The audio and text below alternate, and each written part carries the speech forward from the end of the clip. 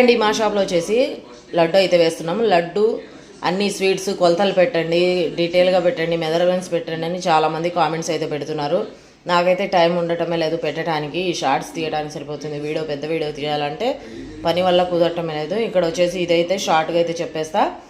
KG శనగపిండికి కేజీన్నర పంచదార లడ్డు కోసం. కేజీన్నర పంచదారలో 2 గ్లాసులు వాటర్ వేసి పాకం అయితే పెట్టేయాలి. పొంగు రాగానే స్టవ్ కట్టేయాలి. 5 నిమిషాలు పెట్టేసి తర్వాత ఇలాగా శనగపిండి అయితే కలుపుకోవాలి. కేజీ శనగపిండి కొద్ది కలర్ వేసుకొని ఇలా పెరుగులాగా కలుపుకోవాలి. ఇంకా కడాయి పెట్టి ఆయిల్ వేసేసి ఇలా బూందీలాగా వేసేయాలి. బూందీ వేయంగానే పొంగు తగ్గంగానే తీసి పాకంలో అయితే వేసేయాలి.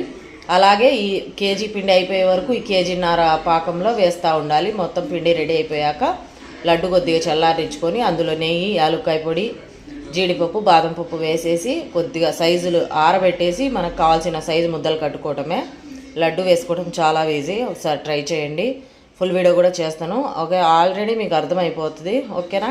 ఈ వీడియో నచ్చితే లైక్ చేయండి, షేర్ చేయండి అండ్ సబ్స్క్రైబ్ చేసుకోండి. లడ్డు కూడా రెడీ అయిపోయింది. చూడండి ఎంత కలర్ఫుల్గా ఉంది. ఈ పాకం మొత్తం అయ్యే వరకు బూందీ వేస్తూ ఉండాలి. ఓకేనా? బాయ్.